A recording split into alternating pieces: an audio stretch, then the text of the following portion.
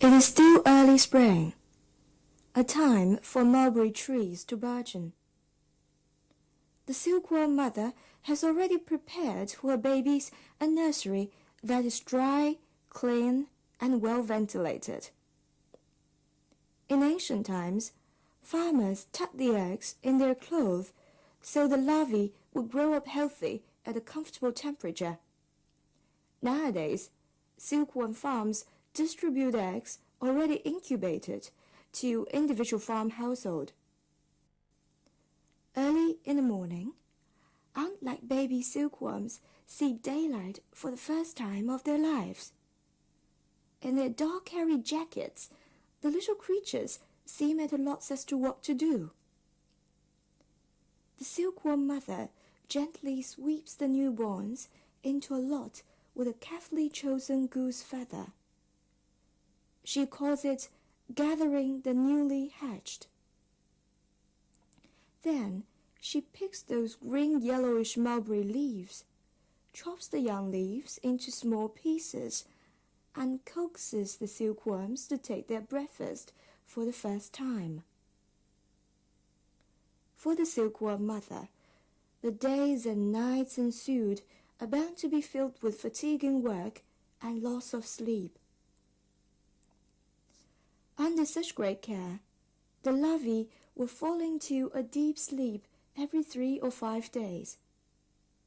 Motionless, they usually sleep for a day or two, after which the old skin is shed and a new one on.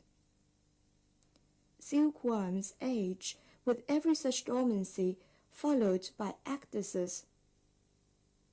As there are 4 dormancies throughout the span of their lives, silkworms are said to go through 5 ages.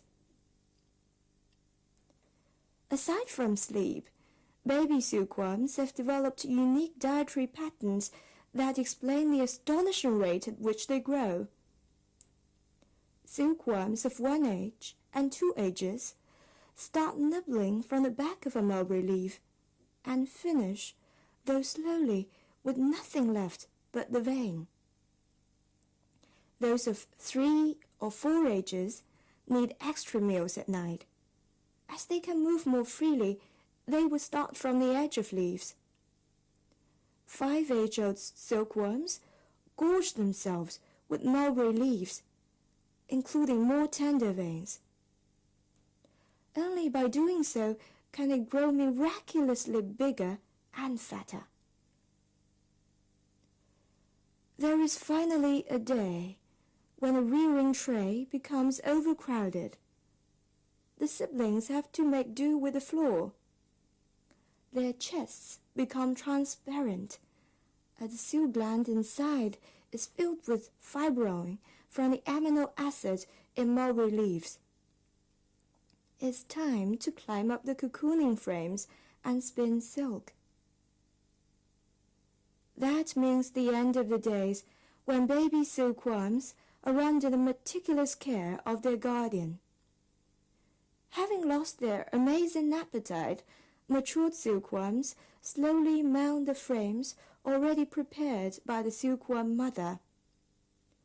Pacing back and forth on the way, they keep on nodding their small heads to their caretaker as if bidding farewell. The silkworm can continuously spin silk strands that stretch over 1,000 meters each from its tiny translucent body. Perhaps as a reward to the silkworm mother who has languished for the little thing. After mounting the frames, the cocooning silkworm has to exuviate once more and transform into a pupa. That is when it becomes as frail as a strand of silk.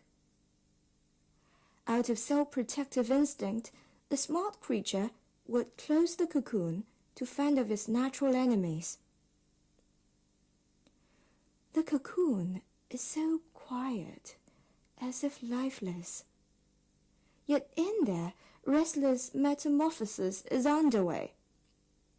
From a baby silkworm to a pupa with hairy feet, then a pair of compound eyes, then a pair of wings before the chest, and a moth feet between the wings.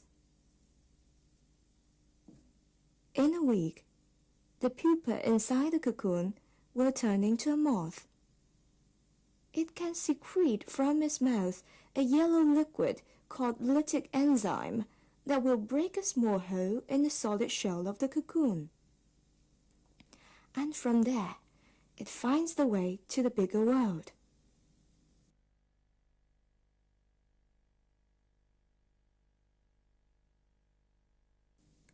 The compound eyes of a moth are useless. To find a soulmate, the female moth will secrete a hormone deadly attractive to the opposite sex. The male will follow the signal with its antennae all the way to the female. Then they are in love. Before long, new life is inside the body of the mother. A healthy one can produce as many as 500 eggs.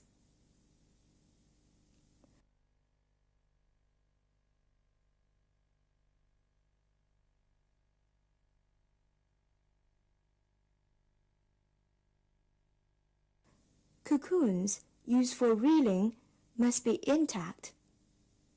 In other words, the moth is not allowed out.